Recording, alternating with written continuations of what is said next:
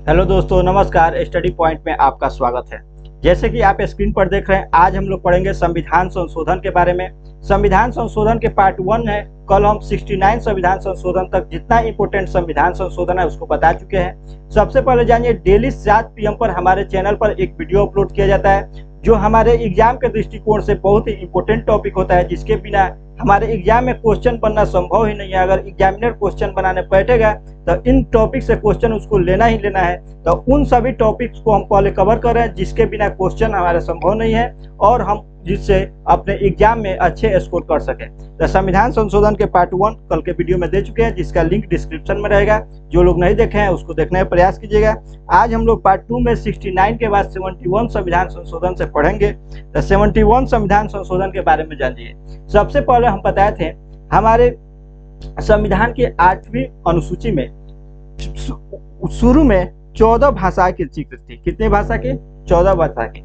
लेकिन धीरे धीरे अभी 22 भाषा हो चुकी है।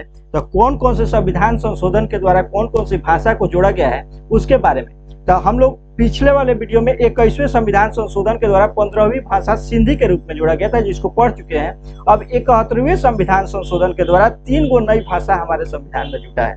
कौन कौन से वह 3 गो नई भाषा है? तो नेपाली, मणिपुरी, कोंकणी। अब इसको आप याद कैसे रखिएगा कि 71वें संविधान संशोधन के द्वारा कौन कौन सी नई भाषा जुड़ा है। तो उसके लिए एक छोटा सा ट्रिक है, नमक, यानी न से नेपाली, म से मणिपुरी, क से कोंकणी। तो 71वें संविधान संशोधन 1992 के द्वारा हमारे संविधान में 8वीं अनुसूची जो भाषा से संबंधित है 3 गो नई भाषा इसमें जोड़ दिया गया है।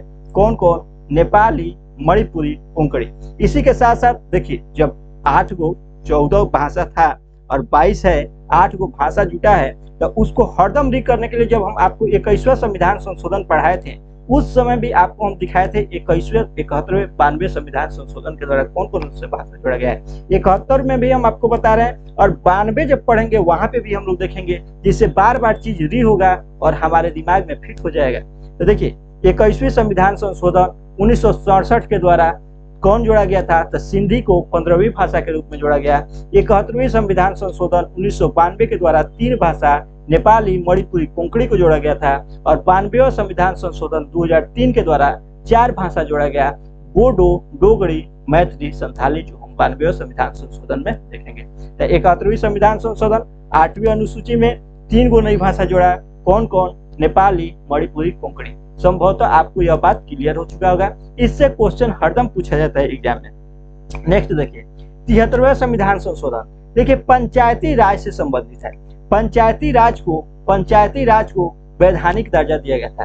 पंचायती राज बलवंत राय मेहता समिति के सिफारिश पर किया गया था। इसमें नगौर राजस्थान को सबसे पहले अपनाया गया था। लेकिन उधर हम नहीं जाएंगे क्योंकि हम संविधान संशोधन पढ़ रहे हैं, फिर कभी उस पर भी वीडियो बनाएंगे। तो बलवंत राय मेहता समिति के आधार पर पंचायती राज को वैधानिक दर्जा दिया गया था।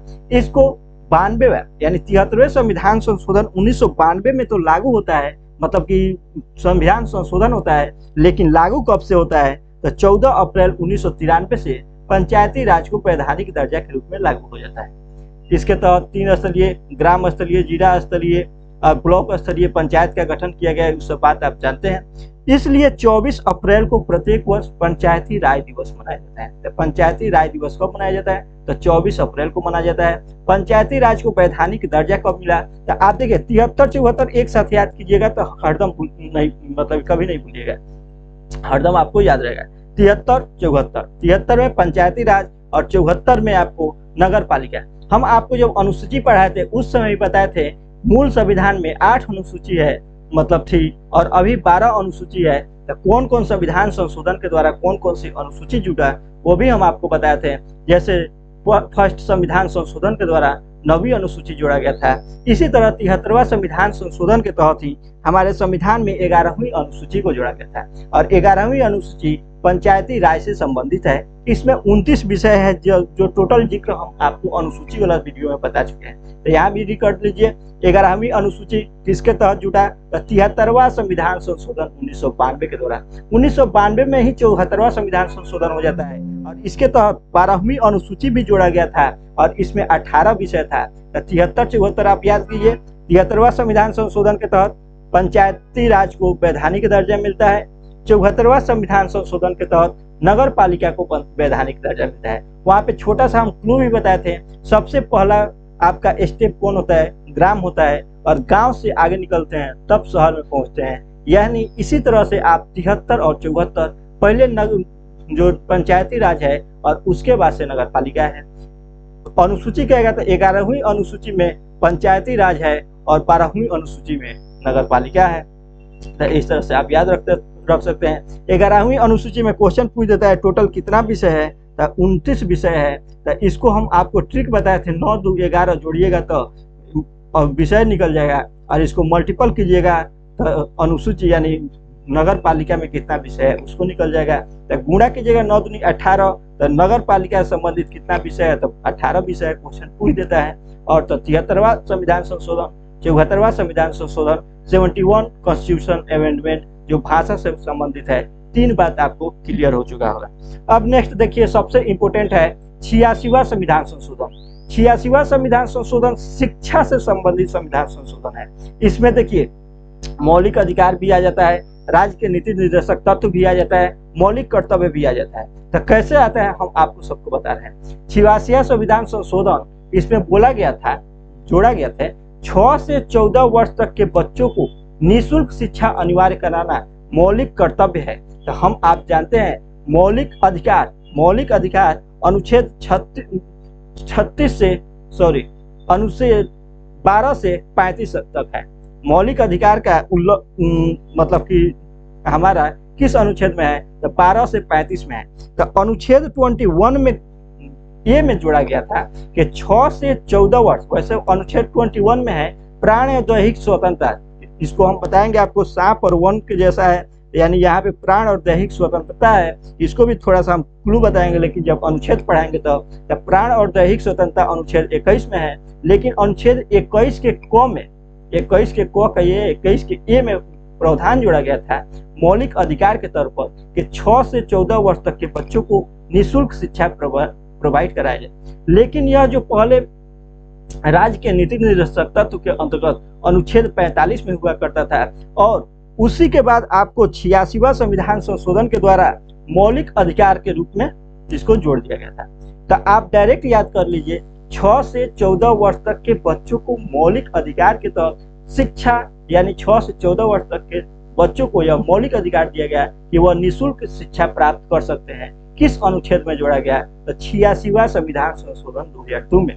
अब आप कहिएगा कि मौलिक कर्तव्य कैसे है। तो देखिए हम आपको बताए थे वह मूल संविधान में मौलिक कर्तव्य की संख्या 0 थी, लेकिन जब संविधान में मौलिक कर्तव्य 42वां संविधान संशोधन के द्वारा 10 मौलिक कर्तव्य जोड़ा गया था, और 11वां मौलिक कर्तव्य जब देखिए मौलिक अधिकार मिल गया, तो हर एक गार्जियन का, माता पिता या अभिभावक का यह कर्तव्य बनता है कि वह अपने 6 से 14 वर्ष तक के बच्चों को स्कूल भेजे।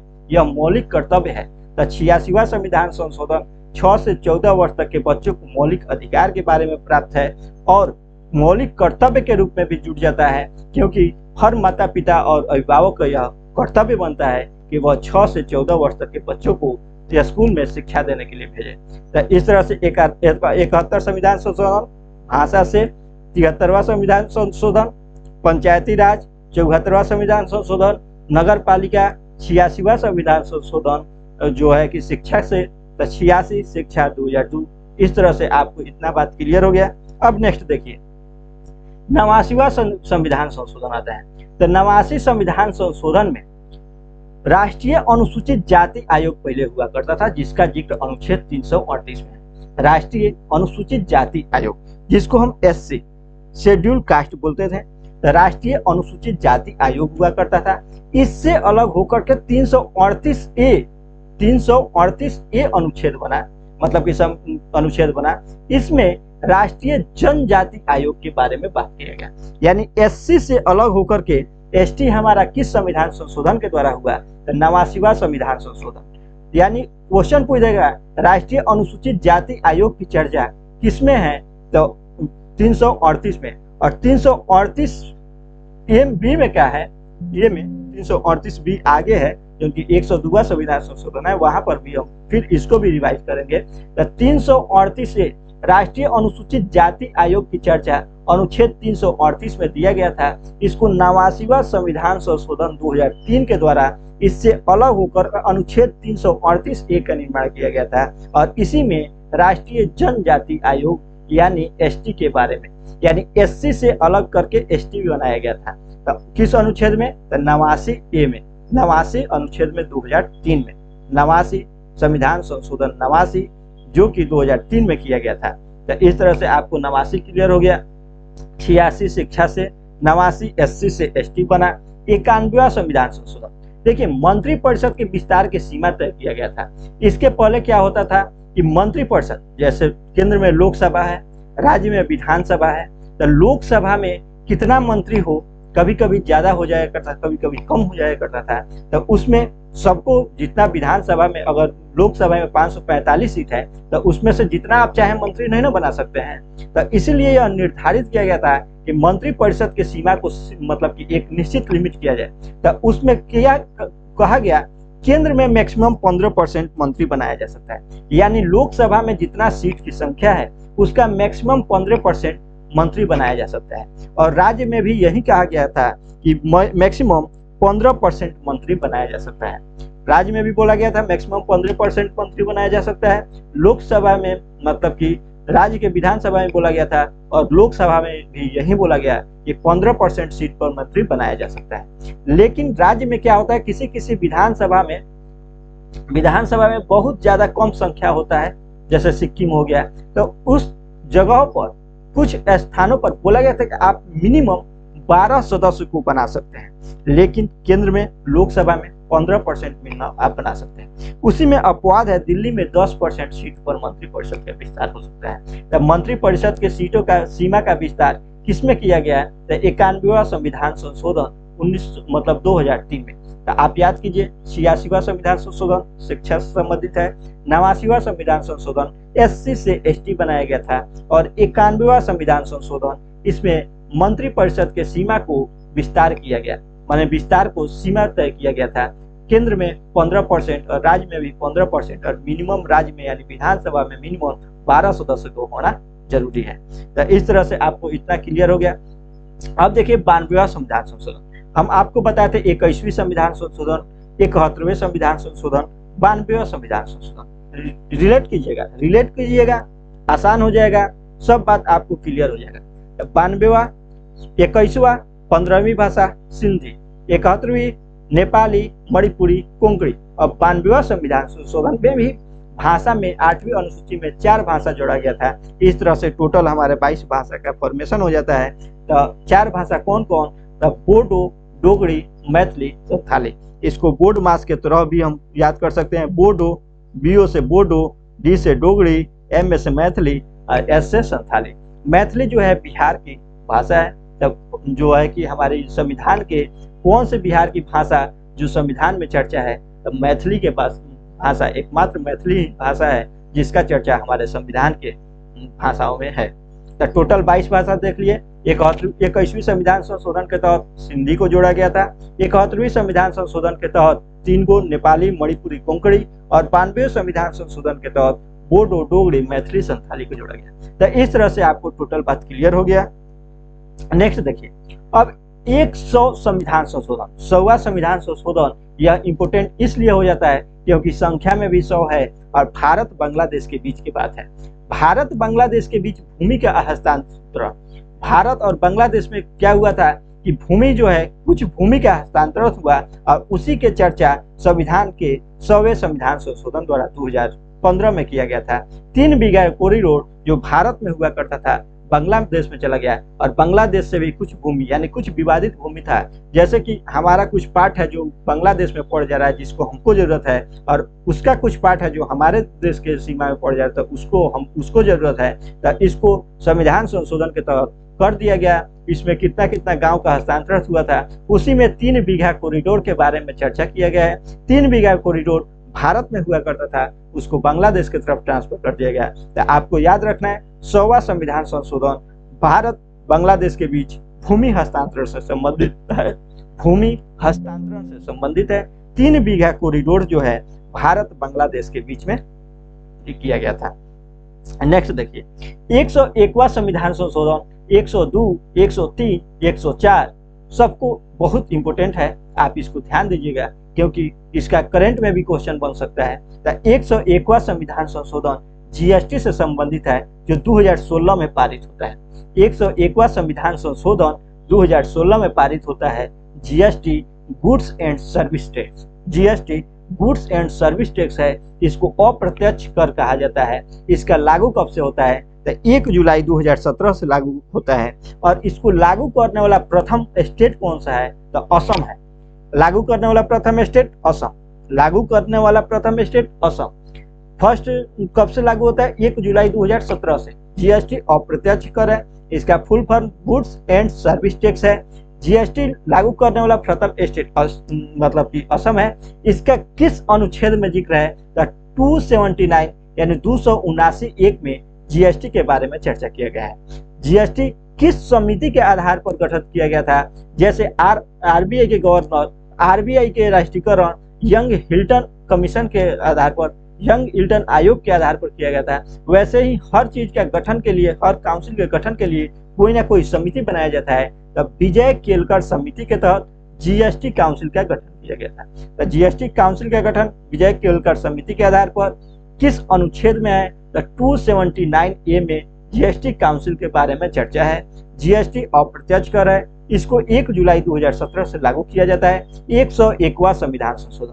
तो 101 रुपए के कन्यादान आप याद रखिएगा, कन्यादान दान करना है, जीएसटी टैक्स देना है, आपको 101 रुपए का टैक्स देना है। तो याद रखिएगा 101वां संविधान संशोधन जीएसटी जो टैक्स से संबंधित है।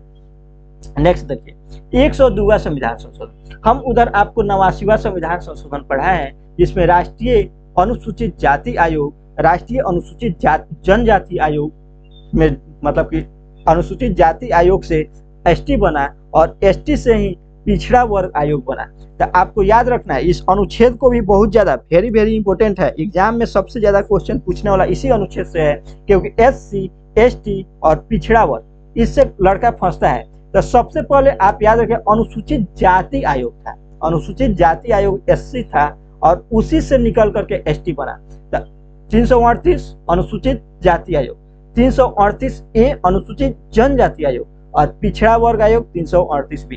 तो अनुच्छेद इसको याद रखिएगा 338, 338(a), 338(b), अनुसूचित जाति आयोग, अनुसूचित जनजाति आयोग और पिछड़ा वर्ग आयोग। अब किस संविधान संशोधन के तहत बना है? तो इसका तो अनुसूचित जाति आयोग की चर्चा संविधान में ही है, 338 के अनुच्छेद में कर दिया गया था।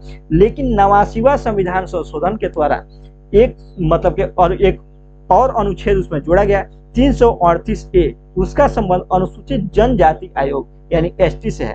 तो आप याद रखिएगा कैसे बना? तो 38, 38(a), 38(b), एससी, एसटी, पिछड़ा वर्ग, एससी, एसटी, पिछड़ा वर्ग, अनुसूचित जाति, अनुसूचित जनजाति और पिछड़ा वर्ग आयोग। 89वां संविधान संशोधन के द्वारा एसटी और 102वां संविधान संशोधन के द्वारा 338(b) पिछड़ा वर्ग आयोग बना। तो इस तरह से आपको बात क्लियर हो गया होगा।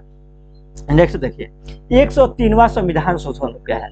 तो देखिए स्वतंत्र भारत में प्रथम बार ऐसा हुआ है कि आर्थिक आधार पर आरक्षण देने की प्रावधान, आर्थिक आधार पर आरक्षण के लिए संविधान संशोधन हुआ और इसको 2019 में लागू किया गया था। आर्थिक आधार पर आरक्षण का मतलब होता है आर्थिक रूप से पिछड़ा वर्ग, EWS, इकोनॉमिक बैकवर्ड कास्ट, जिसमें 10% आरक्षण की व्यवस्था किया गया था।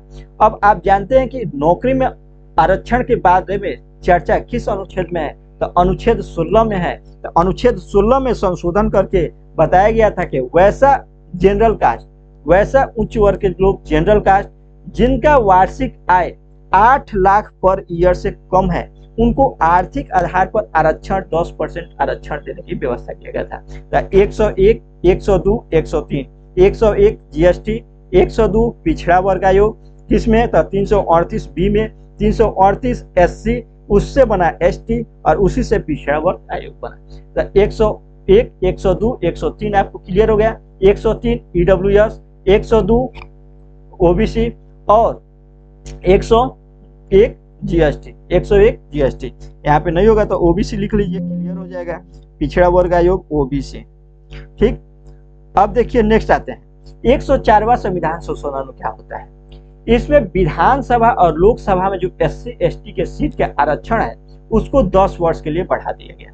104वां संविधान संशोधन जो 2019 में हुआ है, तो 100 से लेकर 105 संविधान संशोधन अभी तक हो चुका है। 2021 में 105वां संविधान संशोधन लागू हो गया है, तो ये सब इम्पोर्टेंट करंट के दृष्टि से भी इम्पोर्टेंट हो जाता है। तो 104वां संविधान संशोधन लोकसभा और विधानसभा में SC ST के जो सीट का आरक्षण था उसको 10 वर्ष के लिए बढ़ा दिया गया और इसी के साथ एंग्लो इंडियन कोटा को समाप्त कर दिया, जो केंद्र में यानी लोकसभा में राज्यपाल के द्वारा लोकसभा में 2 एंग्लो इंडियन को मनोनीत किया जाता था और विधानसभा में राज्यपाल के द्वारा 1 एंग्लो इंडियन को मनोनीत किया जाता था। इसको समाप्त कर दिया। तो 104 संविधान संशोधन विधानसभा में और लोकसभा में सीट के मतलब SC ST के सीट को 10 वर्ष के लिए बढ़ा दिया गया और एंग्लो इंडियन के कोटा को समाप्त कर दिया गया था।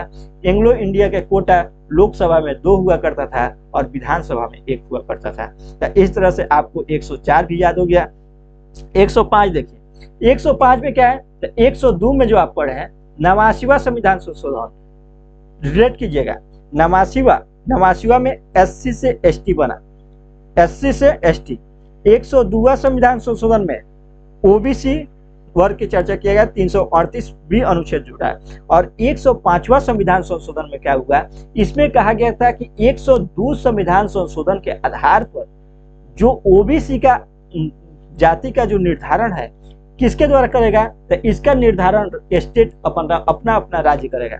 सपोज दैट कोई वर्ग किसी स्टेट में SC OBC में है तो कौन सा मतलब कि दूसरे स्टेट में किस कैटेगरी में होगा वह स्टेट के ऊपर निर्भर करता है। वह अपने स्टेट में उस स्टेट के जाति को OBC का निर्धारण वही स्टेट करेगा। तो 105वां संविधान संशोधन 2021 में होता है। 102वें संविधान संशोधन में ही थोड़ा सा सुधार किया गया था कि जो OBC का जाति का निर्धारण है वह राज्य करेगा, केंद्र कुछ भी नहीं करेगा। तो इस तरह से आप देख लिए, रिवाइज कीजिए। 100वां संविधान संशोधन भारत बांग्लादेश 3 बीघा कॉरिडोर। 100वां संविधान संशोधन भारत बांग्लादेश 3 बीघा कॉरिडोर। 101वां संविधान संशोधन 101 रुपया का कन्यादान GST। 102वां संविधान संशोधन OBC पिछड़ा वर्ग आयोग के बारे में चर्चा है। 103वां संविधान संशोधन मतलब कि EWS आर्थिक आधार पर आरक्षण। 104 संविधान संशोधन और 105 संविधान संशोधन। 104 संविधान संशोधन में लोकसभा और विधानसभा में SC ST के सीटों को 10 वर्षों के लिए बढ़ा दिया गया और एंग्लो इंडियन के सीटों को समाप्त कर दिया गया। और 105वां संविधान संशोधन, इसमें 102वें संविधान संशोधन में सुधार करके कहा गया कि OBC के कास्ट का जो निर्धारण है राज्य के द्वारा किया जाएगा। तो इस तरह से टोटल संविधान संशोधन हम लोग का क्लियर हो गया। आपको यह वीडियो कैसा लगा कमेंट करके बताइएगा और अपने दोस्तों के बीच शेयर करने का जरूर प्रयास कीजिएगा। यह सभी वीडियो आपके एग्जाम के पॉइंट ऑफ व्यू से बहुत इंपॉर्टेंट है। तो आप इस चैनल पर जो भी आधा घंटा का वीडियो प्रोवाइड किया जाता है, जैसे मान लीजिए 23 मिनट का ही आज का वीडियो है, कल का भी 20 मिनट का है, तो इस 50 मिनट में आपको टोटल संविधान संशोधन के बारे में झलक मिल गया। अब इससे बेहतर आपको क्या चाहिए, तो आप कमेंट कीजिएगा, दोस्तों के बीच शेयर कीजिएगा और चैनल को सब्सक्राइब कीजिएगा। धन्यवाद।